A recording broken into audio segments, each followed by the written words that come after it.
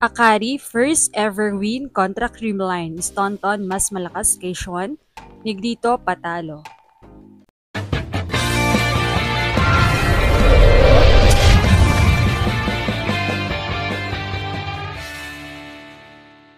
What's up, Volleyball Nation? Welcome back to my YouTube channel. Narito ako para magbigay sa inyo ng updates tungkol sa mundo ng volleyball.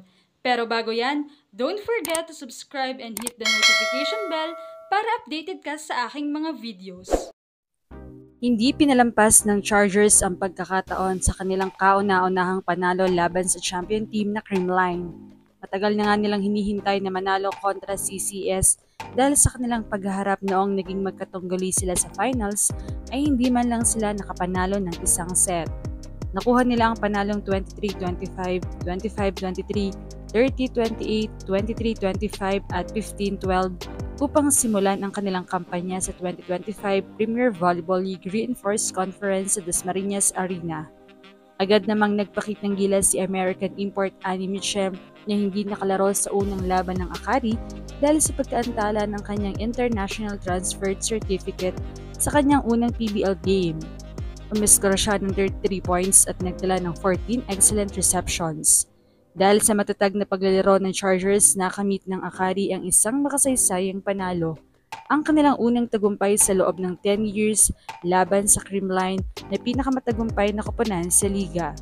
Kaya't mas naging makabuluhan ang tagumpay na ito. Sobrang saya ko sa resulta namin, wika ni Akari head coach Tin Salak na sa kanyang unang opisyal na laro bilang coach ay agad nakapagtala ng makasaysayang panalo laban sa Cool Smashers sa torneo na inorganisa ng Sports Vision. Matagal na namin hinihintay ang ganitong panalo laban sa Creamline. Ngayon nangyari na. Kaya naman nagpapasalamat ako sa mga players ko. Syempre team effort ito, lalo na sa mga coaches pagdating sa decision making. Lahat ng ginawa namin on point, dagdag pa niya. Samantala hindi naman maiwasan ng mga Creamline fans ang madisappoint dahil sa ipinakitang performance. Mayroon pa kang nagkukumpara na baka mas malakas daw ang dating import ng team na si Erica Staunton, pero marami rin ang dumapensa na mahusay rin si Curtis Wine. Mahusay ang depensa, maganda ang variations ng attacks. Ang problema nga lamang ay ang ma-error niyang teammates at ang hindi pa rin mawala-walang setting problem ni Kyle Negrito. Dagdag pa rito, noong panahon na si Staunton ang import ay panahon na naglalaro pa rin si Pons sa Creamline. Kaya naman perfect duo sila bilang sweeper talaga si Pons at on point ang depensa.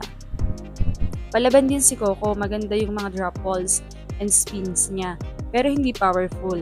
Pagpalo niya kasi lagi rin nakukuha ni Justin Nazareno yung bola niya at saka usual na ginagamit niyang attack talaga is puro drops and spin lang. Pero sana magaya siya kay Staunton na habang umaandar yung season lumalakas siya. Sana katulad ni Courtney sa kanya. Like dati, pinagdudahan ng iba si Staunton pero at the tail end nakapag-grand slam pa. Maganda namang mga variations niya, need lang talaga ma-improve pa yung power kasi parang kaya naman niya makipagsabayan eh. Saka totoong madepensa nga talaga siya, maganda siya lumikod, sets lang talaga, connection and more power pa sa palo niya and need pa mag-improve. Pero maganda naman siya lumaro, bumuhat din naman siya. And last, naging makalat din ang MVs nila. Tsaka parang medyo tinatamad ang players, so parang medyo nahawa si Coco sa kanila. All goods naman si Coco Swan.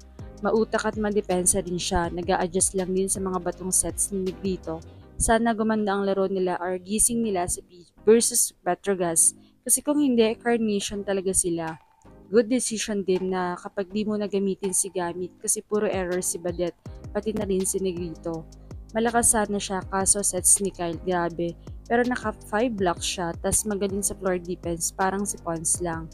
Tama si MG, Courtney is like big and tall Pons all around. Muntik pang ma-injuries ulit si Alyssa sa sets ni Negrito, Diyos ko. Di na sana ako maninisi ng players pero kakainis talaga si Negrito kanina. Magaling naman siya pero I don't know kanina bumalik ata yung mga sets na dati.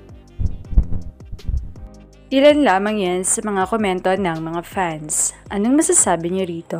Leave a comment below. Thank you for watching and don't forget to subscribe.